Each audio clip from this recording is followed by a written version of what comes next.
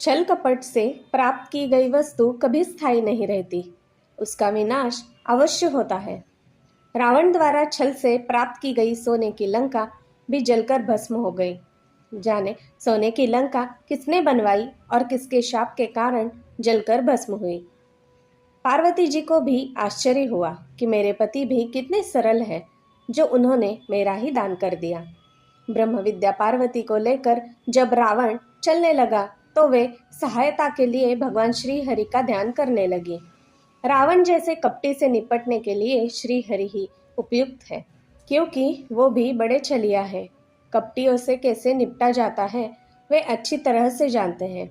राजाधिराज कुबेर संपूर्ण ब्रह्मांड की धन संपदा के स्वामी होने के साथ देवताओं के भी धनाध्यक्ष है। संसार के गुप्त या प्रकट जितने भी वैभव है, उन सब के अधिष्ठाता देव कुबेर है। कुबेर नौ निधियों के भी स्वामी है। एक निधि भी अनंत वैभव प्रदान करने वाली होती है, किंतु कुबेर नव निधियों के स्वामी है। पादकल्प में कुबेर विश्रवा मुनि व इडविड़ा के पुत्र हुए। इनकी दीर्घकालीन तपस्या से प्रसन्न होकर ब्रह्मा जी ने इन्हें लोकपाल का पद, अक्षय निधियों का स्वामी, पुष्पक विमान व देवता का पद प्रदान किया। कुबेर ने अपने पिता विश्रवा मुनि से कहा कि ब्रह्मा जी ने मुझे सब कुछ प्रदान कर दिया, परंतु मेरे निवास के लिए कोई स्थान नहीं है। इस पर इनके पिता ने दक्षिण समुद्र तट पर त्रिकुट पर्वत पर स्थित लंका नगरी कुबेर को प्रदान की। कुबेर ने कई जन्मों तक भगवान शंकर की पूजा आराधना की। पादकल्प में जब वे विश्रवा मुनि के पुत्र हुए, तब इन्होंने भगवान शंकर की विशेष आराधना की। भगवान शंकर ने प्रसन्न होकर इन्हें उत्तर दिशा का आधिपत्य, अलकापुरी का राज्य, चैत्र रथ नामक दिव्य वन और एक दिव्य सभा प्रदान की। माता पार्वती की इन पर विशेष कृपा थी। भगवान शंकर ने कुबेर से कहा, तुमने अपने तप से मुझे जीत लिया है, अतः मेरा मित्र बनकर यही अलकापुरी में रहो। इस प्रकार कुबेर भगवान शिव के भी घनिष्ठ मित्र है। एक बार कुबेर ने भगवान शंकर के पास जाकर कहा, मैं आपकी कोई सेवा करना चाहता हूँ, मुझे कोई सेवा बताइए। भगवान शंकर ने कहा, मेरे हृदय में तो श्री राम बसते हैं, वही मेरा धन है। मुझे किसी वस्तु या सेवा की आवश्यकता नहीं है। भगवान शंकर के मना करने पर कुबेर भंडारी प्रतिदिन माता पार्वती से विनती करते, माँ, मेरी आप दोनों की सेवा करने की बहुत इच्छा है, कोई सेवा बताओ। एक बार भगवान विष्णु और लक्ष्मी जी भगवान शंकर और माता पार्वती से मिलने कैलाश पर्वत पर आए। ठंड के कारण लक्ष्मी जी ठिठुरने लगी। सर्दी से बचने के लिए उन्हें पूरे कैलाश पर्वत पर कोई स्थान नहीं मिला। तब लक्ष्मी जी ने माता पार्वती से पूछा, आप इस पर्वत पर कैसे जीवन व्यतीत करती हैं? इसके बाद माता पार्वती ने वैकुंठ धाम की यात्रा की। वहां के वैभव को देखकर पार्वती जी ने ठान लिया कि वे भी अपने और शंकर जी के लिए ऐसा ही महल निर्मित कराएंगी। अपनी इच्छा को उन्होंने भगवान शिव के सन्मुख रखा, परंतु भगवान शंकर तो विरागी ठहरे, वे कुछ नहीं बोले। एक दिन माता पार्वती ने कुबेर से कहा, तुम्हारे पास बहुत संपत्ति है, तो सोने का राजमहल यानी कि लंका बनवा दो, मैं शंकर जी को मनाकर उसमें ले आऊंगी। कुबेर को बहुत प्रसन्नता हुई कि मेरी संपत्ति का उपयोग शिव सेवा में होगा। मेरे द्वारा बनवाए गए राजमहल में भगवान शंकर माता पार्वती सहित विराजेंगे। कुबेर ने अपनी सारी संपत्ति लगाकर देवताओं के शिल्पी विश्वकर्मा से सोने का राजमहल बनवा दिया, जिसे देखकर सभी देवताओं को बड़ा आश्चर्य हुआ। भगवान शंकर ब्रह्म है, तो माता पार्वती ब्रह्म विद्या है। ब्रह्म विद्या के अधीन रहता है। भगवान शंकर को पार्वती जी अति प्रिय है। पार्वती जी जो कहती है वही शंकर जी करते हैं। माता पार्वती ने शंकर जी से कहा, कुबेर ने बहुत परिश्रम और प्रेम से सोने का राजमहल बनवाया है। थोड़े दिन यदि हम वहां रहे तो इसमें हर्जी क्या है? आप तो स्वयं आनंद स्वरूप है।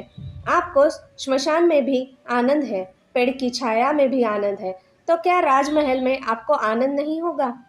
भगवान शंकर ने कहा, कुबेर ने राजमहल तो अच्छा बनवाया है, किंतु उसने अभी वास्तु पूजा नहीं की है। वास्तु पूजा के बिना वहाँ हम कैसे रहेंगे? शंकर जी और पार्वती जी अभी ये सब बात कर ही रहे थे। उसी समय वहाँ रावण भगवान शंकर के पूजन के लिए आया। शंकर जी जानते थे कि रावण प्रकांड विद्वान है। फिर भी उन्होंने रावण से पूछा, वास्तु पूजन कराना है, तुम्हें वैदिक मंत्रों का ज्ञान है?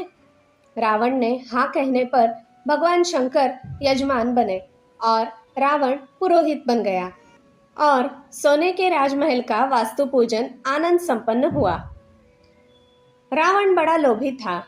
सोने का राजमहल देखकर उसकी नीयत बिगड़ गई और वह मन में सोचने लगा कि किसी तरह यह राजमहल मुझे मिल जाए। पूजन के बाद भगवान शंकर ने रावण से कहा, पुरोहित जी, आपको जो उचित लगे वह दक्षिणा मांग लो। रावण ने कहा, मैं जो मांगू वो आप मुझे देंगे? भगवान शंकर ने कहा, मेरा नियम है कि मैं किसी से ना नहीं कहता हूँ। रावण ने कहा, महाराज, यह जो सोने का राजमहल है जिसका वास्तु पूजन मैंने करवाया है, उसे आप दक्षिणा में मुझे दे दे। यह सुनकर भगवान शंकर ने पार्वती जी से कहा, ब्राह्मण है, मांग रहा है, मांगना मरने के समान होता है। हम लोग सोने के राजमहल में रहे या कहीं और, क्या फर्क पड़ता है? कोई गरीब राजमहल में रहकर सुखी होता है तो हम उसको देखकर ही सुखी हो जाएंगे। भगवान शिव याचक यानी कि मांगने वाले के लिए कल्प वृक्ष है। जो कल्प वृक्ष अपनी छाया में आए हुए व्यक्ति को अभिष्ट वस्तु प्रदान करता है, वैसे ही शिव के दरबार से कोई खाली हाथ नहीं लौटता। वे उपासकों के समस्त अभाव दूर कर देते हैं और देते देते अघाते भी नहीं है। औघड़दानी शिव के दान को देखकर लक्ष्मी जी ईर्ष्या करती है कि जो वस्तुएं वैकुंठ में भी दुर्लभ है, वे शंकर जी इन कंगालों को बांट रहे हैं। शंकर जी ने रावण से कहा, चलो तुम्हें राजमहल दे दिया। पार्वती जी को यह बात ठीक नहीं लगी।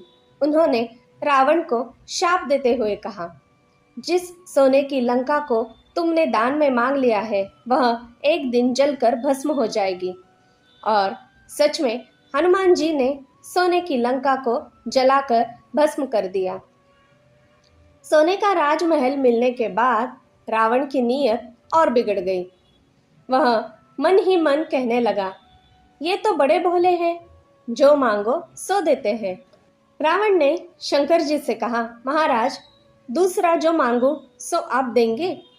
शंकर जी के हाँ कहने पर रावण ने कहा, ये पार्वती बहुत सुंदर है, इन्हें आप मुझे दे दो। शंकर जी ने मुस्कुराते हुए कहा, मुझे तो विवाह करने की इच्छा ही नहीं थी, मैंने तो कामदेव को भी भस्म कर दिया था। भगवान नारायण की इच्छावश मैंने लग्न कर लिया था। तुझे पार्वती बहुत अच्छी लगती है तो तू ले जा। भगवान शंकर के समान ऐसा उदार दानी कहाँ मिलेगा? ऐसा दानी जो वरदान देकर स्वयं संकट में पड़ जाए। शिवजी ने प्रकृति के सारे नियम ही पलट दिए। पार्वती जी को भी आश्चर्य हुआ कि मेरे पति भी कितने सरल हैं, जो उन्होंने मेरा ही दान कर दिया। ब्रह्म विद्या पार्वती को लेकर जब रावण चलने लगा तो वे सहायता के लिए भगवान श्री हरि का ध्यान करने लगी। रावण जैसे कपटी से निपटने के लिए श्री हरि ही उपयुक्त है, क्योंकि वो भी बड़ी छलिया है। कपटियों से कैसे निपटा जाता है वे अच्छी तरह से जानते हैं। रावण को मार्ग में एक ग्वाला मिला। ग्वाले ने रावण को वंदन करके पूछा, आप तो बड़े वीर पुरुष हैं, किसी से हारे ही नहीं है, फिर ये किसको ले जा रहे हैं? अहंकारी रावण अपनी प्रशंसा से फूल गया और कहने लगा, शंकर जी ने मुझे सोने की लंका और ये ब्रह्म विद्या पार्वती दी है। इस पार्वती को पाकर मैं अमर हो जाऊंगा। ग्वाले ने हंसते हुए कहा, यह पार्वती नहीं है, यह उनकी दासी होगी। शंकर जी तुम्हें अपनी पार्वती कैसे दे देंगे? पार्वती जी की दासी देकर तुम्हें बहला दिया है। ब्रह्म विद्या माता पार्वती के श्री अंग से तो कमल की गंध निकलती है, क्योंकि उनके अंग में मलमूत्र रुधिर मांस नहीं है। तुम परीक्षा करो, यदि कमल की गंध न आए तो समझ लेना कि ये पार्वती जी की दासी है। पार्वती जी ने अपने श्री अंग से तीव्र दुर्गंध प्रकट कर दी। रावण की बुद्धि भ्रमित हो गई। उसने कहा, इनमें से कमल की सुगंध तो नहीं आ रही है, दुर्गंध आ रही है। ग्वाले के वेश में श्रीहरि ने कहा, तब तो यह पार्वती की दासी है। वे पार्वती तुम्हें कैसे दे देंगे? मैंने सुना है कि पार्वती जी को शंकर जी ने पाताल में रख दिया है, तुम इन्हें छोड़ दो। रावण ग्वाले की बातों में आ गया और पार्वती जी को छोड़ करके चला गया। तब भगवान श्री हरि ने वहां पार्वती जी की पूजा और स्थापना की। दक्षिण भारत में गोकर्ण महाबलेश्वर नामक स्थान है, जहां पर द्वैपायनी जगदम्बा पार्वती जी का मंदिर है।